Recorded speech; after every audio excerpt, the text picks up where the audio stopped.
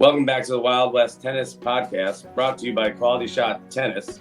Today we're lucky to have Stephen from The Slice as our guest. And Stephen, I understand you're in Switzerland. Good to have you here. What's going on over there? That's correct. Well, the indoor hardcourt season is heating up, and there's a bunch of tournaments going to be coming in our area soon. There already kind of is. I think they got one in Florence right now and in Spain. But yeah, no, excited to be on Tennis in the Americas and the Wild West Tennis Podcast. I like that. I'm from the West, right? I live in the West Coast of Canada, so my heart is in the West, and the West is the best. So that's right. I've been following your podcast, and it's one of the things I loved is that you cover the Canadian tennis, but your rap on the match with Sinner and Alcaraz. I loved it when you made the analogy about having a night out with your friends, because as you know, the match went late in the morning. Correct. Yes. And the way you said, yeah, you have dinner, you go out for some drinks. Next thing you know, you're watching the sun come up. That was perfect, man. That was beautiful. I appreciate it. Well, it's like, yeah, because I think the reason I said that was, if I can remember, that was the U.S. Open. There was a lot of controversy in the almost like, because a lot of the people in New York were saying, like, how crazy is this? We set a new record for how late this went. And, I think a lot of people were saying, oh, wow, it's just like, what a unique thing. Like, that's so crazy. But then there was a lot of pushback I heard about, why is the schedule like this? Like, why is it even possible for someone to play till 3 a.m.? Like, it's just not practical on like a Tuesday or whatever it was on a weekday. And then for like people in the UK or Europe, like it was, basically in the middle of their workday. So, and then I was trying to make that analogy of like, yeah, this is not like a normal thing, right? Like the only reason it went super late is because the men played second and the women's match went long. And then it was like one of the longest matches ever at the US Open between two young guys who can do it. So my thought was, why, it's not like a night out like we're talking about where, you go to dinner and, and the night just keep, I guess I'll go home. Oh no, let's go out. Let's go to this place. And then, the night keeps going. It's not like we do those every week, or you probably shouldn't, but once in a while when that happens, it's like, a fun night, or it doesn't even have to be till the morning, but just like a fun night happens where you didn't expect it. That's fun to just like let happen and like enjoy instead of being like, oh, I was tired for work the next day. It's like, dude, to me, that's like being part of a tennis fan. Like when the Australian Open happens and I'm in the West Coast of Canada, like, for example, when Federer won in 2017, I stayed up literally all night. And then I actually had church in the morning and I had to go early and help set up. So I just literally went straight I didn't even sleep at all. Like I just went there and I wasn't like crying because it was like, wow, we got to see this insane match that like literally like they try and make movies about tennis and it wasn't as, epic as that. So I just enjoy it and, take the consequences the next day. Absolutely, Stephen. There's been a lot of nights, especially with Australian Open matches. I used to live in California. I would stay up all night. I had to update the Tennis Channel website, and I'd go straight to work from staying up all night. Like you went straight to church, I went straight to work. So I get it. And yeah, it is part of the deal. And I know you now work full time in tennis media. So you're your clock, you don't have a normal human clock. Your schedule is like nobody else's on the planet except for the handful of people lucky enough to work in the sport like you. Am I right? Yeah, for the most part. And it's, I wish it was a more normal schedule. Like there's a lot of, when you're at a tournament, if you're waiting for an interview, it seems to always be on the player's time. And you never know when a match is going to finish. You basically never know when they're going to start unless it's the first one of the day or a night session. So yeah, it's definitely can be hard. I can see how, I just started working full time in it and I can see I'm here with my wife and, family's important to me. So like, I can see it being hard on that. So I think on the one hand, I think that's very interesting. You said that, Stephen. When I worked full time, as you're doing now, covering the tennis, a lot of the travel, I didn't have a family. It was almost impossible to keep a relationship because you're constantly traveling, you're going. And I think that's good for you. And I'm happy for you that you have that stability of a family. So you think that makes it easier? Totally. Like my wife is an absolute legend. Like she's come over to Switzerland with me and she's working part-time while I'm working full-time, trying to really, make the slice, like, grow the business. And she's just very like, we don't have kids. So I guess that's obviously way easier, but she likes to travel. So we're going to these areas, and we'll kind of go to the hotel, and I'll be going to the tournament, and she'll be pop around to like the different sites she wants to see, or like the shops. And but yeah, it definitely is like makes it interesting and can create some tension, because it's like she has to be kind of living, like she kind of has to put my career first right now, big time. But she's willing and happy to do that, which is like, I think, pretty rare nowadays. So that's she's just a legend, and it wouldn't work if she wasn't so keen and so giving in that way. I'm happy for you because and she knows tennis. She's your wife, she knows you're a tennis person, that she realizes how rare it is for somebody to make a living in the sport, in media. And when I started 20 years ago, it was easier. I don't know why. Maybe tennis was bigger in the US. Obviously, it's grown in Canada, so that's helped you. Your timing is kind of like mine. I came in at the end of Sampras and Agassi, and then we had Roddick, so it was a nice transition. Yeah. You've now come in with this amazing crop of Canadians, and I'd like you to speak to that. Maybe you could start off by letting me know, when did you, start covering Canadian tennis? And then obviously that leads us to talking about Felix, Andreescu, Shapo, yada, yada, yada. Yeah, well, I started the slice basically at the Australian Open in 2017 when Federer was making his comeback. I'm unashamedly, I was a big Federer guy. And then, as I remember, I think the third video I made, they were not very good. The first ones, they were in my like dorm room in college, basically. Like what I'm doing. Yeah. I'm sorry. You're starting better than I was with all this, technology to StreamYard. But I think the third video I made was a video about this young Canadian named Denis Shapovalov, who had a meltdown during the Davis Cup and smashed the ball into the umpire's face. Do you remember that? Did he hit his eye? Yeah, he had to get surgery or something. It was crazy. It's and I wasn't sure. He didn't mean to do that. No, that was an accident. It was a total accident. So and a horrific, Federer's, Djokovic, everyone smashed a ball out of the court. We've all done it. Like, it's just a freak accident, right? So I made a video on that, and then he ended up later that year in August breaking through and beating Nadal at the Rogers Cup in Canada in Montreal. That was a huge moment. And then before that, obviously Milos, even the year before, Milos beat Federer in the semifinals of Wimbledon. So that's when, and then so Shapovalov then coming along. I think starting into 2018, you started to really be like, oh, okay, there's Shapovalov, and then we knew about this younger guy named Felix, who was like 16 at the time, probably. And then those two guys were really good, going into 2019. They both were like top 30, 40, I think, and they were like the two next exciting products on the ATP tour, basically. And then this other young girl, Bianca Andreescu, starts playing really good, wins Indian Wells. You're like, holy crap. And then she's like kind of injured, and then she comes out, wins Toronto, I think it was, and then goes and wins the US Open, beating Serena Williams in the final. So you can't, there's now all of a sudden she's just an instant star, and like, holy crap, we've got, arguably the best player in the women's game, Canadian. She's 18 years old, crazy town.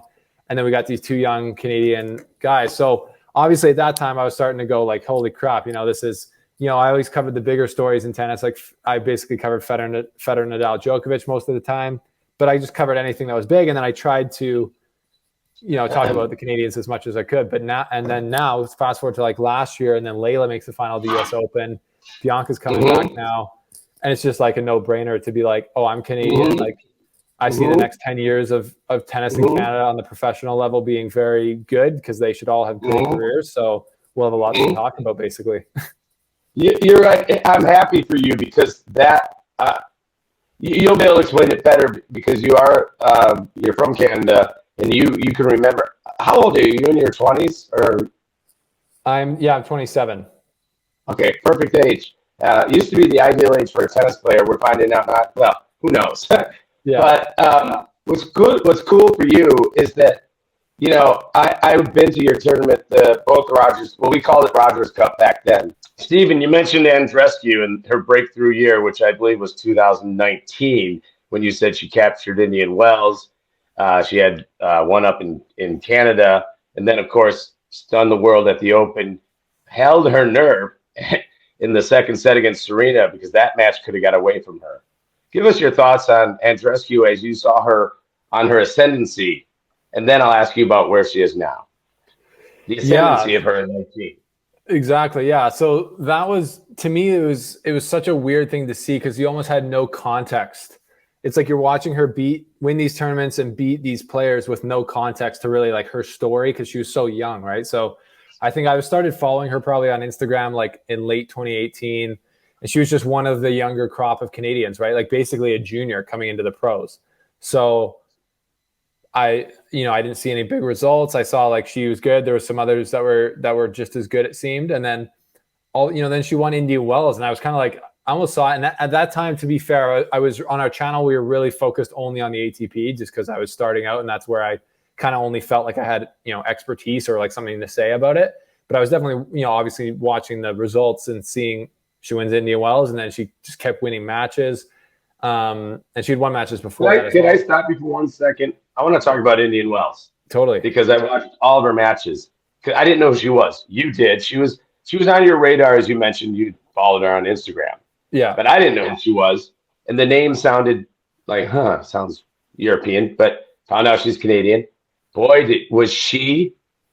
What a pleasure to watch. Totally. Even before she beat Kerber in the final, or was Kerber the semis? Kerber was the final, I think. I think it was the final, yeah. Oh, she had her so frustrated. It was awesome watching this Kerber, player. the salty Kerber. Didn't she say at the handshake? I think she said, "You're the most dramatic player ever," or something like that. Basically calling her like a junior player. And basically, as you mentioned, and you when you first saw her, she essentially was. She wasn't far from the juniors. And she had the strappings. And she had the old school, I think she had an old school Nike outfit on at Indian Wells, Andreescu did. But even before the Kerber match, she had every shot in the book, man. She had a toolkit that was gorgeous, and she could do everything. And I think that's what people liked. It was like, you see her she'll pull out the slice, she'll hit like a forehand slice, she'll backhand really solid cross court back down the line, good forehand, just a total all around, and then just a good, strong athlete, right? Like kind of like there's, kind of out of that Serena Williams type of class of athlete, right? Where she's like a power player, but definitely still had the all-around game and had like the touch shots. And we'll talk about her modern game now, where it's even, I think, even rounded out even better. But that year. So that year, just watching her, and then when she won, I know she won Toronto, and she I think she had a walk over Serena in the final there. She did. They played a few games, and then it was. I don't know if it's a retirement or I think a retirement. They played a few games, and it was a tender moment. She came over and kind of gave Serena a hug. Yeah. Remember? Yeah. You were probably there. And then even like that, like in your head, you're like, okay, how legit is this? Is this just like crazy form? Like we'll see at a major, right? Like at the US Open. And then she gets like round by round, just keep fighting. And it seemed like the tougher the matches got, like she would be the one to hold her nerve all the time, like you said earlier. Like, and that's, we'll get into that, but I've really noticed watching tennis and covering it now for 5 years, it is so much easier across the board to play with no expectation or pressure than it is to play with expectation, right? So I just think it's, no matter who you are, it's easier to play as the younger player in a matchup. I think holding your nerve when you're 18 years old and you're in the US Open final, it's like, I mean, it's almost like you don't know, like you're just like out there automatic. Like maybe you just like forget what you're doing and you just don't know that you should be nervous because you in reality don't have anything to lose. Like, you're going to lose to Serena Williams. Okay. So has everyone else. Like it's I don't know what that is, but obviously it's something special. The ability to just get it done at 18 like that and literally against arguably the greatest female player of all time. And so that was just absolutely amazing. Well, Stephen, that's great. I love your assessment of Andreescu in 2019 and her showing all that moxie. And as you said, having the holding her nerve and having sort of the poise of a veteran, but as you mentioned before, having nothing to lose as a rookie in a sense. Could you please tell us where she's at now and how you see her evolution compared to then? Yeah, it's interesting. Like I've had a front row seat to it being here in Europe. I think I was pretty much her first interview back in April when she played at the Porsche Tennis Grand Prix in Stuttgart. I was there in person, and we sat down and had like a 5-minute interview. And there's a lot made, and there's a big story on the tour about her taking kind of just like 6 months off from playing. And it was like kind of like a mental health break, she called it. And she was not injured, right? She kind of just took she said she considered retiring. She was just not in a good place. She wasn't enjoying tennis. I think it's hard, it's kind of like that. It's kind of like almost like the teen star, like thing. Like you win the US Open at 18, you win millions of dollars, and like, it's weird after that, right? Like, it's just hard to keep, like, I don't know, it would be hard to keep just doing the same things you did before as far as grinding. Well, Stephen, wouldn't it be fair to say Raducanu suffered from that as well? Exact same thing, right? Yeah. Totally the exact same thing, even though Raducanu might be even more intense because she came even more out of nowhere to win, which is crazy. Correct. Like, at least Andreescu had won a couple, you're right. WTA 1000s, but basically she had a ton of injuries after that, and that's just hard for your mental health, as anyone knows who's played sports. But then coming into the season, she really seemed like she'd matured as far as, and she said she had a great training block. She had a new coach in Sven Groneveld, who used to coach Sharapova and other great female players in the past for a long time. Sven's resume is impeccable. It's about as good as it gets. Hey, it's as good as it gets. Absolutely. And she said they had like an 8-week training block of practicing just before coming in there. And she looked good right from the get-go. Like, she looked like some of the fittest she'd ever been. So basically she has the same game as she did before, but I think she's added some even. And then we talked to Gain in June, I think, when it was on the grass season, and I could tell that she worked a lot on her net game and her transition game to the net and her volleys. So she has still like a totally complete, well-rounded game. But I think there's that component where she's already had success. She's won a major. So now she expects to win another major, soon. Not like, she told me that, right? She believes she can get back there. Why wouldn't she? But now there's that expectation, right, that she has. Whereas when she won the US Open the first time, every match that she won was a bonus, right? So to me, there's that pressure, and it's always internal, but then it's external as well. And then, so now her game's trying to navigate that and get her ranking back up, because I think she's ranked somewhere around like 50 right now. So she's still playing really good players early in tournaments. And that's been kind of her problem all year so far. She's had very decent results, she's always making like the second or third round or like the quarterfinals of tournaments, and she's getting a couple of good wins against really good players. She's only lost to like lower ranked players like once or twice this year, I think. And she just beat Samsonova, for example, she's only lost 2 matches since like August, like the beginning of August. So arguably the hottest player in the WTA, and she just beat her. So she can beat anyone. But now she's just navigating through that, being positive and that kind of new mindset she has. Sure. And it's not easy. You could, like, I don't know if you would say it's a deeper talent pool now, but it seems like there's just a lot of women on the tour, on the WTA, who can win right now. But by the way, you're on top. You nailed it. How crazy is the talent pool from when she won the Open in 19 to now? It's insane. But Stephen, what I wanted to ask you, because you mentioned that she started with Sven and the changes. Do you think in a way, and you let me know because you've spoke with Bianca and maybe Sven as well, do you think that to get better and adapting her game and improving her game, it takes a little longer? Is that sort of the trade-off? You know what I mean? Yeah, like, it takes longer in respects to she's already built this foundation that she knows kind of works, basically. And is it harder to change? Or like, in some ways, like, small changes like that are habitual could maybe take longer to actually implement in a match.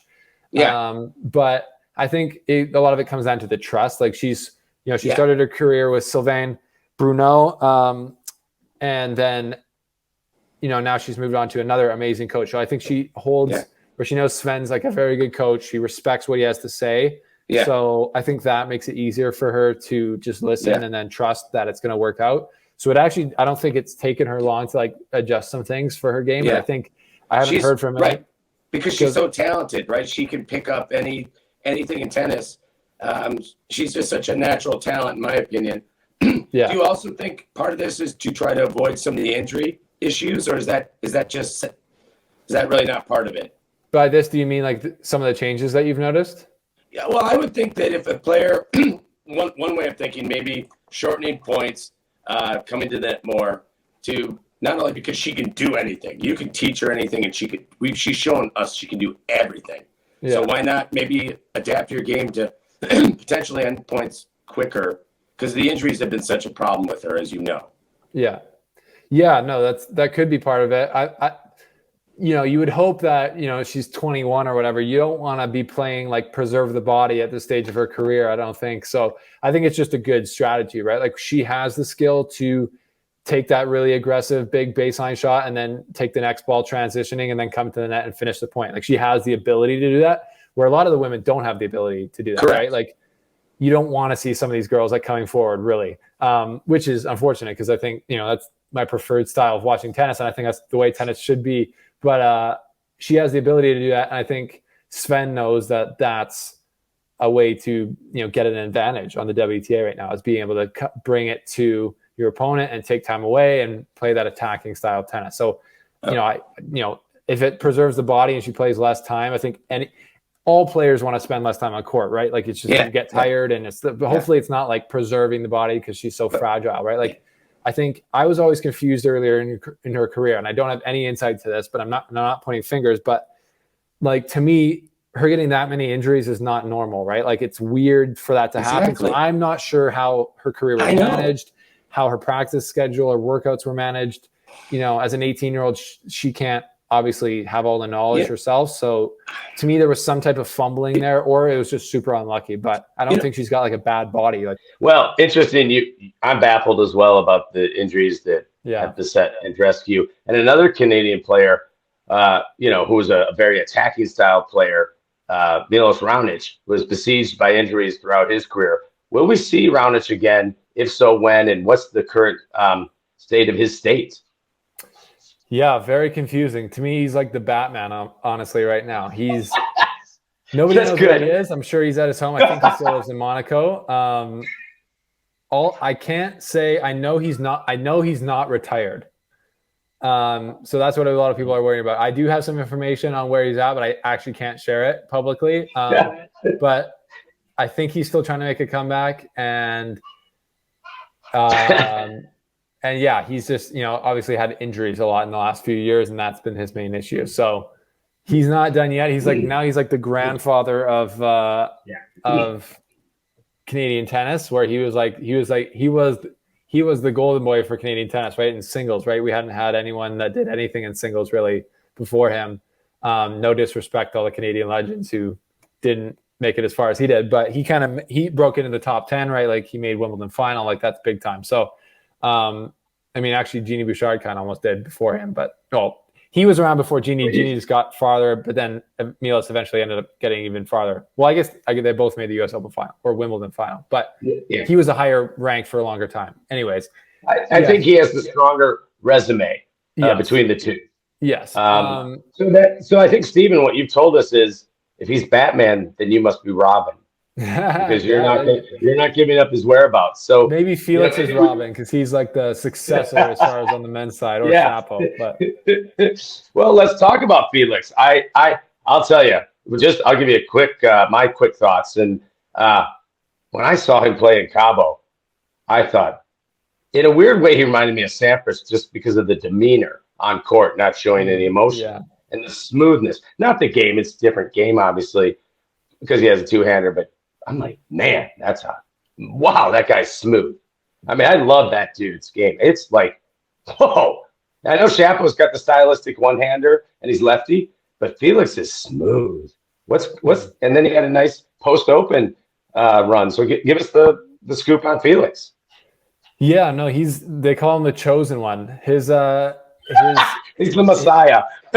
Pretty much. Like his colleagues on the ATP, the other young guys, I think they call him ATM as well, because he's just like the perfect modern athlete to like make money. Sponsors love him. He's Canadian. He's mixed race. Like he's well spoken. He's good looking. He's everything. He's perfect, right? So checks every box. And his game style like people love it. Like people talk about Felix or Shapo is a little bit more flashy, but they both play huge. And now Felix last year really showed a new addition to his game as far as like the serve +1 combo, that when he's serving really well, his serve +1 combo is like as good as it gets in the world, basically. So he really showed that he's an elite world-class player on fast courts. And then even at the French Open this year, he was the closest guy to beating Nadal in the whole tournament. So if you think about it, he was 4-all in the 5th set. So he's got like the sky is his limit for sure. And I think he's honestly dealt with some of that pressure as well. Like he had that 0-8 final record to start, and people really got on him for that. And he won Rotterdam this year. And but he people the problem with every guy coming up nowadays after the big three is like that's who they're getting compared to. Is like, are they going to win 12 slams? Like it's like such a preposterous number, right? Because they took tennis to a whole new planet. So it's insane that now the benchmark is winning like 22 slams. Like it's like that's not a benchmark. Like it used to be like, could you win 1 slam? Like we've seen how hard it is for it, and that's how it should be. Like, but I mean, now Carlos has just come a 1-1 at 19, so I mean that's pretty crazy as well. But so if some people are looking at Felix and being like, oh, we thought he would win a slam before Carlos or someone younger than him for sure, and he hasn't really been that close. So he's got all the game. I love his game. He's a smooth operator, like you said. He's like very well. He's calm out there. I honestly wish he would get a little bit less calm and kind of like loosen up a bit sometimes, because when he gets tight, that's when he plays really poorly. But it's just his personality too, I think. So I don't want to tell him what to do because he's top 10 in the world and I'm not. So no, he's amazing. He's a national treasure for Canada.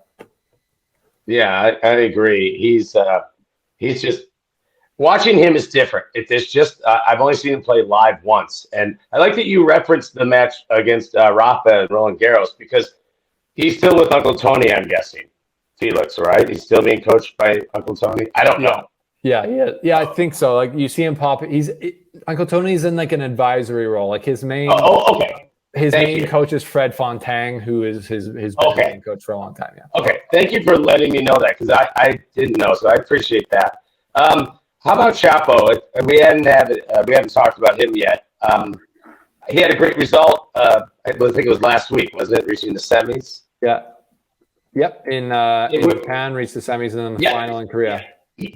Yeah. Right. So he's obviously I thought he was going to beat Nadal in the Australian Open. I thought he had him. I thought he was going to win that match.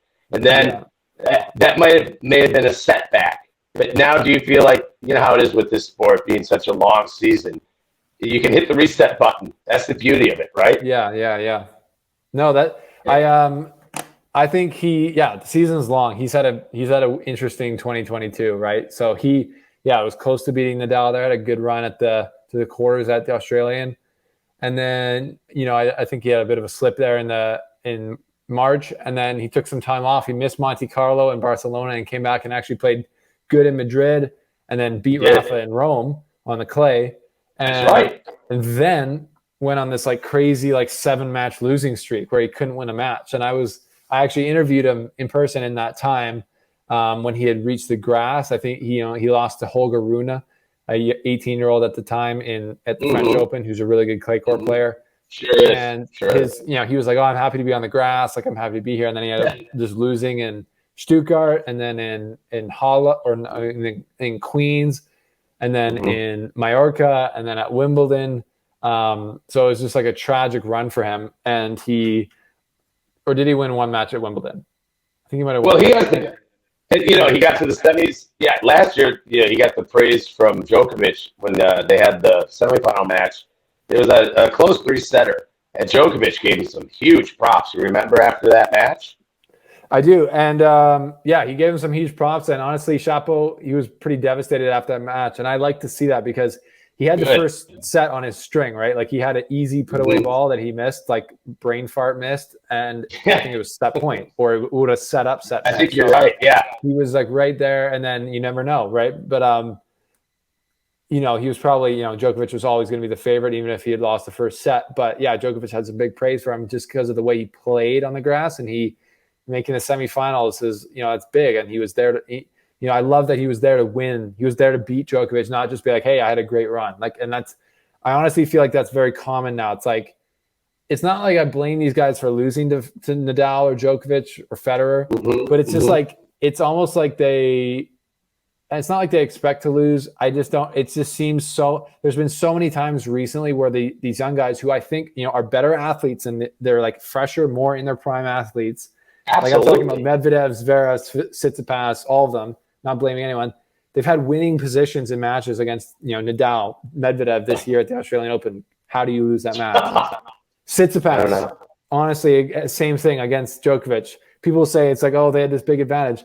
Not really. Like the year before, Tsitsipas almost beat Djokovic in the French Open in October. And then 2021, Tsitsipas, he's been around long enough. If you had to bet he was going to win one of the 3 sets against Djokovic, you'd put your money on that. And he just didn't do it. So like they've had these kind of just letdowns, I feel like, almost where they've just crumbled to the big three's gravitas. And that match, I don't feel like Shapo really, I guess he ended up kind of doing the same thing because he, kind of choked there at the end of the first set, but he was there to win it. And I really love that. And he's not afraid to, he's very confident in himself and he's not afraid to like let it go and play and just go for it, which I love. I like that you recognize that. I'm the same way. Pete Sampras, after he lost the U.S. Open final to Stefan Edberg, I believe it was 92. Yeah, it was 92. He lost the Open final to Edberg 92 because he didn't compete well enough. He was pissed. He's like, he won the 90 final against Andre. Loses to Stefan in the 92. And he was disgusted with himself. He's like, that's not good enough. Getting there is not good enough. And then Pete, as you know, in 93 wins Wimbledon. And from 93 to 98 ends the year number 1. So it's exactly what you're talking about. What you like in Dennis is that he wasn't satisfied just getting to the semis. Not good enough. It can't be. Otherwise, you're just there for a nice paycheck and a cool life. Yeah. Let me ask you. I wanted to. You're like you're Batman to Tom Tebbit, perhaps, with Canadian media. Maybe. But I see you more. Yeah, you're more Batman because you're no Robin. You're no Robin, man. You're the man. I mean, I watch your podcast. You know your stuff. You make it interesting. You get it. You're getting access to players. Talk about the up and coming guys. You mentioned on your podcast that you did an interview with them, maybe on your site. I didn't get to see it yet. Do you want to talk a little bit about those guys as I think they're Davis Cup players for you guys? Yeah, I do. That'd be great. Thank you. Yeah, the 2 guys I interviewed, I did like a dual interview. It was Alexis Gallardino and Gabriel Diallo. So they're both guys from Montreal. Well, Alexis is actually from Laval. He'll let you know that, but right across the river. But yeah, they were the 2 younger or newest members of the Davis Cup team that just happened here recently. And I interviewed both of them. They both went the college route. Well, and Gabriel's still in college, and he's really interesting. I'll talk about him. But Alexis, he's played 5 years, I think, at NC State, and now he's coming to the pros, and he's slowly moving his way up. Like I think he's about to break into the top 200. They're both playing in Fairfield, I think at California right now, Fairfield Challenger. Challenger. Yeah, and they both won yesterday, so I think Alexis plays again today. But yeah, he's got a nice game. He's just under 6 feet tall, I think. So, and he's a strong guy, and he's a really good mover. So, I think he could have a good career. And he's working on. I can tell he's working on the parts of his game because yes, if you're that tall nowadays, you have to get everything out of your game physically that you can. Right? You said he was 6 foot, or just under. I think he's like 5'11", but he's. Oh right, so he's more like a Schwartzman, more of a smaller dude. He's not. He's not quite that short, but yeah, he's like. I think most players who are 6 feet, you have to be strong. You have to be an incredible mover. And you have to serve. That used to be tall, by the way. Sorry. That 6 foot used to be tall. Yeah, totally. I don't think Connors and McEnroe, they might have been. I don't think they were 6 foot. So it's funny you say that. Totally. So Go ahead. Yeah. No, well, I just for the sake of clarity, Stephen, because I got confused. The 6 foot comment, because that's not considered tall anymore. Is that your point? Like the guys that size have to do more than the guys like Medvedev and Tsitsipas that are 6'3" and 4 and above. Is that where you're getting at? Totally. Yeah. I think they totally have to do more, right? Like to me, Rafa and Roger are both 6'1", right? And they both weigh almost the same amount.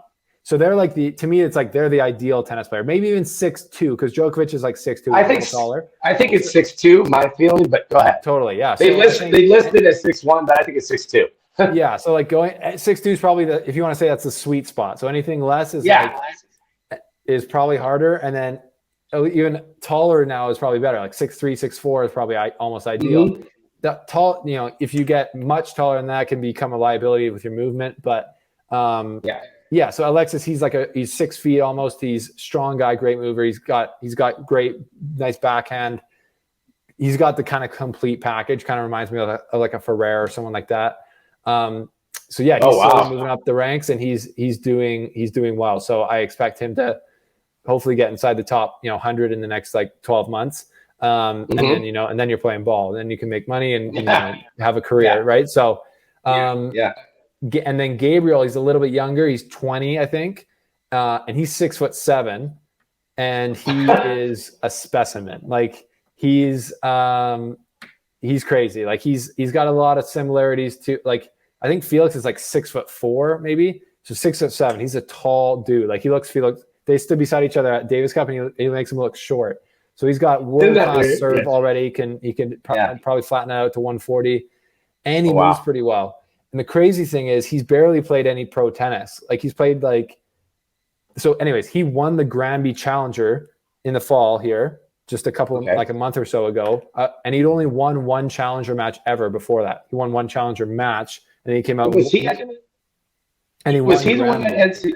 Sorry, I'm sorry, I didn't mean to interrupt, Stephen. Was he the one at NC State, or did he go to a different college? Sorry, no, this guy, Alexis, was at NC State, and Gabriel goes to University of Kentucky. He's still playing there. He's in his hopefully last year. He's in his senior year there. Isn't that cool? I like that. Won the Granby or Granby Challenger, and now he's still ranked outside the top 300. I think he's ranked, but that's just because he's barely played. Like he hasn't just. If you just play week in, week out, you're going to accumulate points.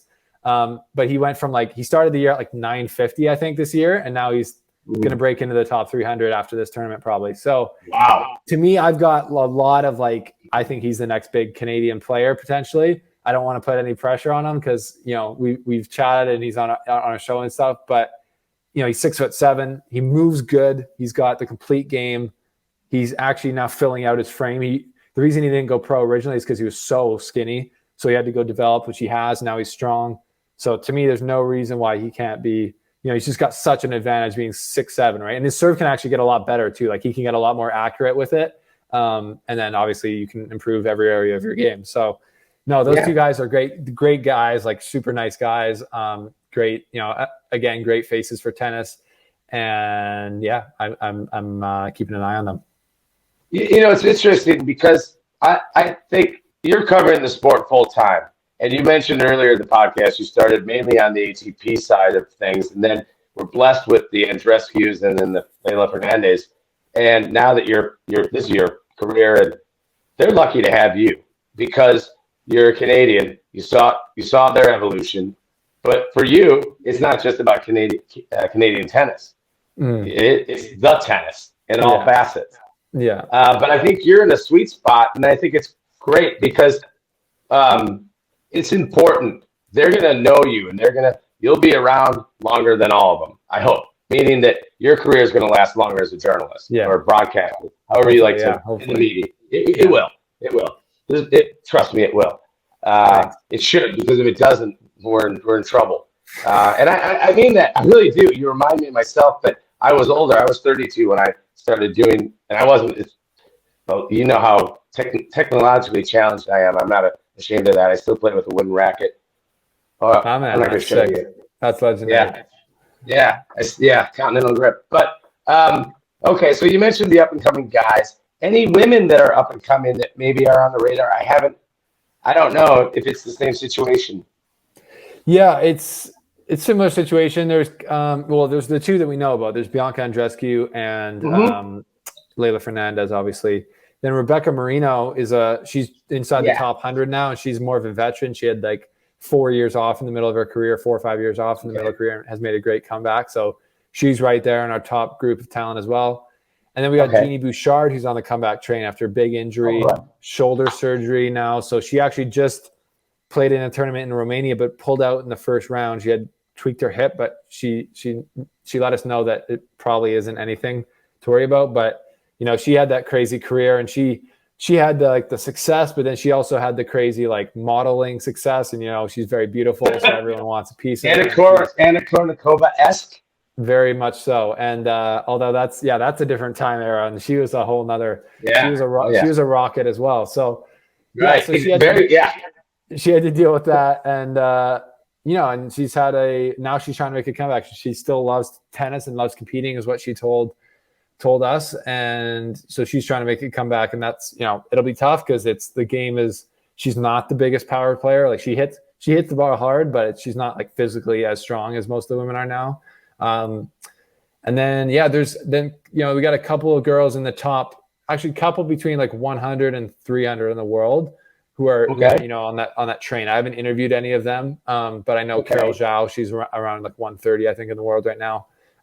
She's on the Billie Jean King Cup team in Glasgow this year with Marino, Fernandez, Andreescu, and our doubles player Gabby Dabrowski. So it's like an amazing team. Wow. Are they going? I'm a novice at the Billie Jean Cup this year. I used to follow the Fed Cup in the olden days. Are they? I think they play the Fed Cup finals after the WTA finals. Is Canada in that mix, or is this? I don't know. Are they in a chance to win it this year? They're in the mix. Yeah, they're in the finals. So the finals is happening in Glasgow in November, and in my looks of it, they're like maybe like the third most powerful team there to win. So they could totally win it, and it would be pretty cool to see. Do you plan on going, or can you cover it from Switzerland? Yeah, I'm planning to go. If they give me a press pass, I'll go. If they don't, then it's a loss. If they don't, they can call me. Yeah, if they don't, have them give Brad Falkner a call. I think BJK Cup needs all the coverage it can get, right? So we need they got to get it. You quoted in the podcast about Alcaraz match with Sinner, and you referred to the match point. You said he didn't choke, which was great because he didn't. He got tight. We all do. But you said that I'm going to mess it up now. Pressure is a privilege. And you were like, I think it was Billie Jean King. Yeah, so you already gave, right. So you gave Billie Jean King a solid. Oh, yeah. I think the only respectable thing to do, the only decent thing to do is give this man a credential. And I want it to be all access. Oh, yeah. I want you to go everywhere. The credentials, basically, you're either in or you're out. So it's like, you know, it's tough. It's in Glasgow, which is part of the LTA's administration, I think. So I'm getting a pass through them. They denied my credentials at like Queens and stuff, but they gave me one to like Eastbourne, which I didn't go to. So they should be fine. I would be shocked if we didn't. Well, no, for these, I've been to a lot of Davis Cup and a few of what they used to call Fed Cup now, Billie Jean King Cup. They should let you in. But the beautiful thing is, I covered one tournament remotely because of COVID. So the beautiful thing in the modern era, as you know, is we can cover events when we're not on site. But you really need to be on site because, as you alluded to earlier, you've had these one-on-one interviews with these players. And you're the kind of guy that they'll know you're a respectful, credible journalist. And they will need to talk to you after tough losses. As weird as that might sound, a journalist they're familiar with can actually be, you're not a coach because you have to be objective, but in a weird way, they'll seek you out, I assure you, because they know your face and they know you're fair. You have to be professional, and sometimes they're not going to always like it, but I see your future as bright as it's something that I'm going to watch. Like I love these young guys that do what you do. That's like, you guys are the next gen. I appreciate that. I really appreciate that. That's cool. Yeah, I appreciate you like watching all my stuff, or not, you know, all of it, but I can tell you've done your research, and I appreciate that and the kind words. And I hope I can, you know, make a living enough to provide for the family in tennis. I know it's rare and it's hard, seems like it shouldn't be as hard, you know, based on how big tennis really is. But I've noticed that, like, covering tennis in person, there's no substitute for it, right? Like you can watch, but there's so much context to these matches and to the storyline of where players at when you watch them at practice, and you can literally like hear the conversations between them and the coach sometime, or exactly you see him behind the cameras, behind everything. You even have like little chats behind. Me and Shapo were like chopping up after I interviewed, talking about he loves coffee, and I'm also a big coffee guy. So we were talking about places to go in Toronto and in Stuttgart where we were. So there's this like, if you can build a bit of a relationship, like this book actually up here, Christopher Clary, it's the Master. It's a book he wrote about Federer, right? Like obviously they would know each other on a super first name basis, and Clary's like rode in a private jet with Federer, talking to him, doing like an interview the whole way. So there's no way that you can get the depths of coverage from virtual as you can. But you can do some. Obviously, you can do it from the virtual, which I did a lot during COVID. So So it's. I think the way I put it, Stephen, the virtual can supplement what you're doing. You're going to your live events because it's like hunting and gathering. You're building these relationships with the coaches, the ATP officials, lines people, everyone in the tennis, because they're all part of the traveling circus. And you need to be there to make relationships. Some are friendships, some are very professional. I'm not friends with any tennis player, but because I'm not. And it's not that I'm an enemy. It's just that they can be friendly, but they're not my friends. They don't ask me how I'm doing. But they see you around, and what'll happen, they'll be like, it happened to me once. The player said, "Who are you? I see you everywhere." That's what I want I want someone to say that to you. Like, who are you? Yeah. Meaning, like, they see you everywhere, but they can't figure out, is he media? What does he do? Is he an agent? What is this guy? And that's funny, Brad, you need. It's funny that you mentioned that, because in the social media age, people can, I'm putting out so much stuff on YouTube and Instagram all the time, and I have been for 5 years now. So people have seen it. It's funny when I think before I had interviewed Shapo, like he's seen me around and he kind of said, "Hey man, how's it going?" Like before we had chatted or met technically. Yeah. So I think he knew. And then when I interviewed Bianca for the first time, she comes in, I go, "Oh, hey Bianca." And she goes, "Hey," I'm like, "I'm Steven, I'm a Canadian." She's like, "Oh yeah, I know." And I was like, "Oh, okay, cool." I was like, "You seen our stuff?" And she's like, "Of course, yeah." So she knew, and she's like, "I'm surprised we haven't met yet." And I was like, "Okay." So she'd like seen my stuff and like knew, so it's kind of an interesting way. Yeah. Like they'll, tennis is a small world, as you know. Once you get into it, it's a small world, and it is a traveling circus. It's hilarious. It seems so unsustainable being on the inside. Like the tour seems so unrealistic. You know what I mean? What? No. Well, I do, but from your perspective, what do you mean? Like it just means it seems like not a sustainable life. Like if you were like on the tour all the time, you know what I mean? Yeah. Okay. Now I know. Oh yeah. Now I get. Okay. It's awesome, but at the same time, there are some people like Sven, who you mentioned earlier, who's coaching Bianca. Yeah. That guy's been around. I broke in the early 2000s. He'd been around 10 years before I even started covering the sport, and he's still around. They don't know. They're guys like Sven. Let's take him for example, because they're going to last longer than players or chair umpires, whomever. I don't know if they know another life. You know what I mean? Yeah, totally. It must feel weird for them to be at home. It must be. It must. I don't know. Like I think it's just something you get used to. But like I've done it only a little bit, and now I've lived here in Europe. But we have a home base, so between every tournament, I'm coming back home. But I went to Stuttgart. I took the train from here where I live to Stuttgart, and then I took the train to Berlin to interview Bianca, and then flew home. Yeah, like and that's just, and then I've seen now, because I was at Monte Carlo, and then I was at Rome. Wow.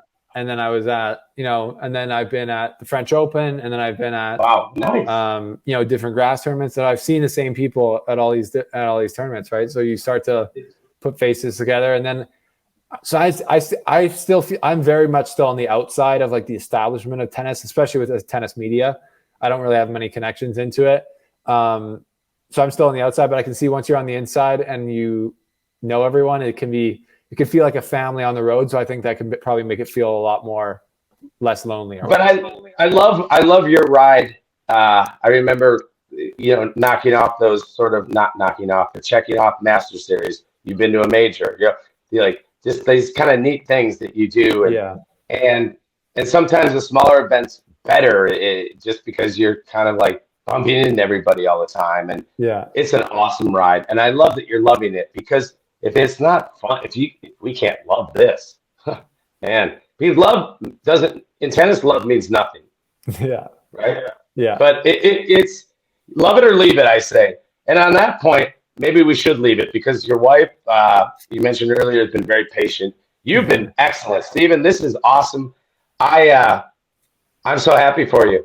The sport needs you. I mean it. Thanks, Brad. Like, super appreciate all your kind words, and thanks for having me on the Wild West. Is that what it's called, the Wild West Tennis Podcast? Yeah. Well, why don't you just let me take us out here, and I think you'll hear what we are.